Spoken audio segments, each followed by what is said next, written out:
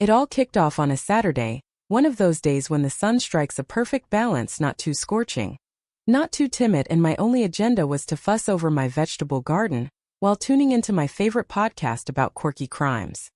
The air was so calm I could actually savor life, at least until my new neighbor, Emily Sanders, decided to play rogue electrician on everyone else's day off. She just moved in next door, supposedly chasing peace from another state. But in less than a week, she turned her quiet street into a battleground.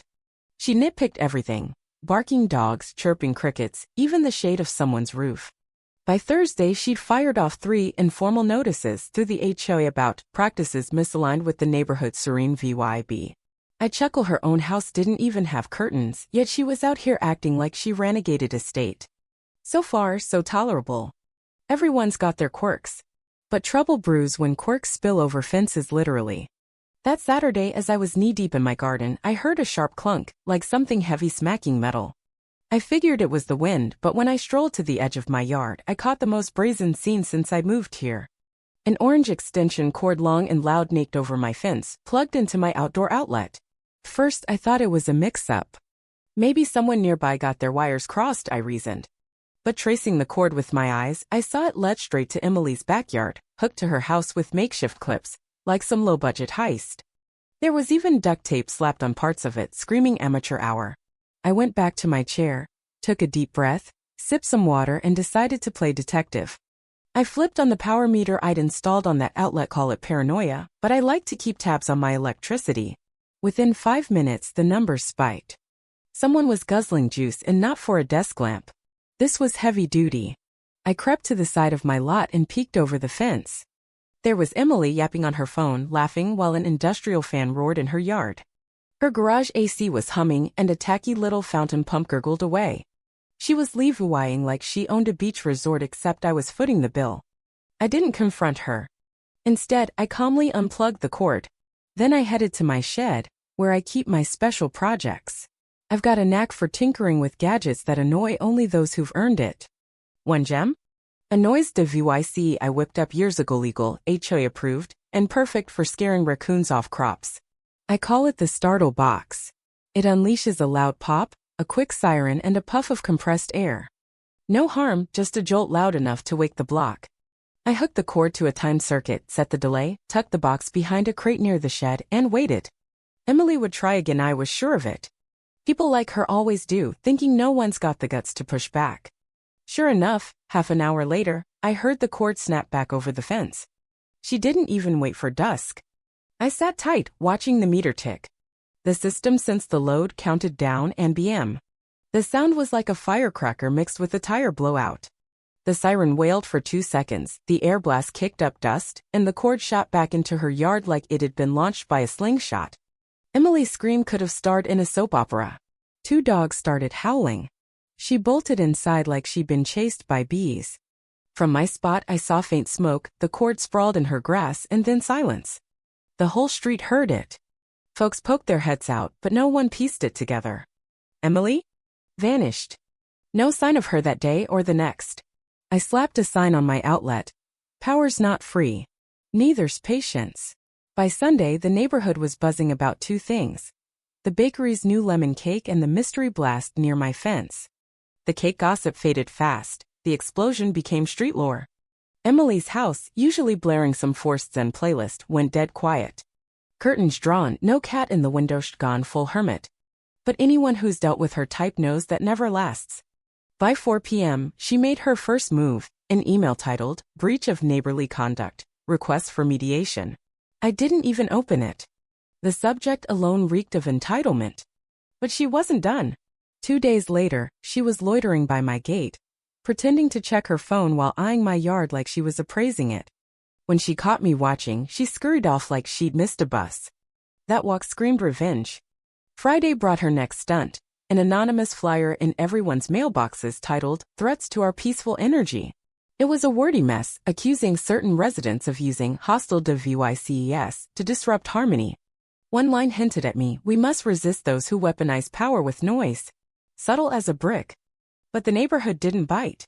The couple down the street, who clashed with her over their kids' ugly swing, dropped by with cornbread and a grin. "Heard about your gadget," they said. Can it scare off my sister-in-law's yappy dog? The quiet guy with the blue house even stopped his bike to mutter, "Nice work." Some folks needed that wake-up call. Emily hadn't banked on that. She thought she'd paint me as the VY lane, but the street was done with her act. She kept at it though. Like a dog with a bone, she spammed the HOA chat, demanding a re-VYEW of unsafe WYCES, and spinning tales about rogue electrical setups, causing her auditory distress. While she ranted, I planted daisies around my outlet. The sign, now framed by flowers, took on a cheeky charm. Neighbors snapped pics. By Saturday night, she'd called in an HOA inspector, one of the few still humoring her. He showed up looking like he'd rather be anywhere else, mumbling about reports of non-compliant noise WYCES. I offered to show him the startle boxes permit and the law backing my right to protect my property. I also mentioned my proof of her cord theft. He stammered, thanked me, and bailed. Emily tried one last jab Sunday, a sign on her lawn reading, "This street deserves calm. Say no to chaos." Someone, probably the prankster in Unit 403, slapped a sticky note on it. "Start by unplugging your cord." She ripped both down and vanished again. Meanwhile, I upgraded my outlet with a wooden cover and a motion sensor that flashes red if anyone gets too close. It became a local hit. Neighbors strolled by, chuckling, saying no one's swiping what's here without a light show. Week 3, Emily resurfaced, acting like nothing happened. She ignored the side eyes, the jokes, the glowing sensor, and my sign, now practically a landmark. She paraded her dog like she was still queen of the block. The poor pup looked more embarrassed than she did, dodging stares like he knew he'd go viral. Sure enough, someone snapped a pic of Emily strutting with her poor me face and posted it to the group chat. She's back, and she's still buying her own hype. Her next moves flopped harder. She slipped in VYTES into mailboxes for a good neighbor tea to heal the rift. Fancy font, floral border, scented paper, pure Emily. But the street wasn't buying. 2 folks showed up, left in 10 minutes. She sat alone with her cupcakes, a speaker playing sad piano tunes, and her phone, filming desperate live streams with rose-tinted filters. Then came the Emmels' personal ones to everyone, claiming her actions were misunderstood, and she only wanted to preserve the street's charm. She tossed around buzzwords like reframing and community healing. Crickets. Her lowest point? Calling an HOA meeting to ban unregulated noise WYCES, still obsessing over my box. No one showed. The group shot her down with one line. Meetings are for real issues. Drop it. Brutal. My garden, meanwhile, was thriving. The daisy spread, the sensor now flash blued up the beacon of boundaries. A kid wanted to film it for TikTok as America's Fort Knox outlet. I passed but laughed. Her final Hail Mary? A portable solar charger in her yard, right by my fence with a sign. Clean power, clean conscience. It screamed, "See? I don't need your juice." By Saturday it fried. A bird tripped the sensor, the system glitched, and the panel sparked out. No one blinked. The street just moved on. Emily's loudest lesson wasn't my gadget's bang, it was the silence of everyone done with her. The saga wrapped on a sunny morning, grass freshly mowed, the neighborhood humming with quiet routine. Emily hadn't shown for weeks. Her house was a ghost town, curtains shut, yard overgrown, mailbox stuffed. Rumors swirled, had she moved? Cracked under pressure? Plotting a comeback? Truth was simpler, she burned every bridge. The end came via the power company. They'd sniffed out her real scam, not just my outlet, but a secret tap into the street's grid, juicing her garage, a freezer, even that janky solar setup. A tech caught it during routine checks. They cut her supply, slapped her with a fine, and launched a probe. Emily lost it, yelling in the street about conspiracies and faulty wiring. No one cared. The HOA banned her from meetings, erased her name from the welcome sign, and painted over her old, positive VY Best Bloom mural with "No stolen power, no problem." She left one Saturday, suitcase in hand, rideshare idling. No goodbyes. Word is she's with a cousin in a tiny town now, and so chill, they'd laugh her flyers off before she could print them. Our street? It's alive.